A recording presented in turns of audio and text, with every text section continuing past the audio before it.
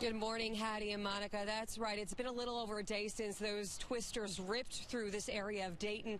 We're in the Northridge neighborhood, and you can see there is still extensive damage. There's tons of debris laying all over these yards. Morning, Matt and Monica. We're here right by Dayton off I-75 and Wagner Road. As you can see, a tornado did some significant damage to this gas station. This is a Marathon gas station.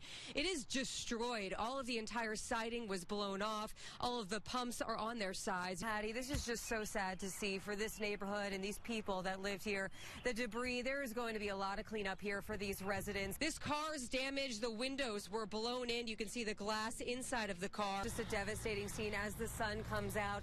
You're truly seeing the damage that it has taken place here in this small neighborhood right outside of Dayton. Of course, trying to assess the damage once the sun comes up later on today, and we'll have the latest for you coming up later on NBC4. But a lot of people are with family and friends trying to figure out what the next steps are for them, because there's going to be a long recovery and long cleanup effort ahead for this neighborhood in particular. This neighborhood, it's going to take them a while to get back to normalcy. Start our in-depth coverage this morning with Danielle Grossman from our Columbus affiliate, NBC4. She is in Dayton as the sun's coming up. Danielle, good morning to you. Good morning. Now, the first tornado touched down a little before 11 last night. And while there are reports of widespread damage, multiple injuries, so far no deaths have been reported. Tornado on the ground. Hundreds of thousands of people getting a terrifying wake-up call overnight in Ohio. You've got to get to shelter right now. Multiple tornadoes touching down, sending residents racing for cover.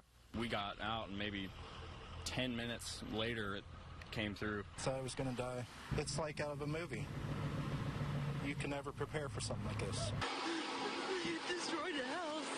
The path of destruction stretching across Dayton and the western part of the state.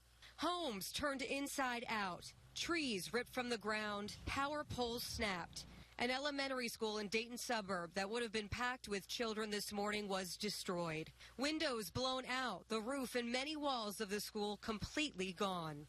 Drivers urged to stay off the roads as snowplows were brought in to clear debris off at least one major highway. I've actually been with Dayton for almost 31 years, and this is the first significant tornado damage that we've experienced since I've been on the job. About 60 miles northwest of Dayton in Salina, the damage trapping some people inside their homes. The wall of this home ripped off with debris littering the area. Part of a nearby gas station flattened.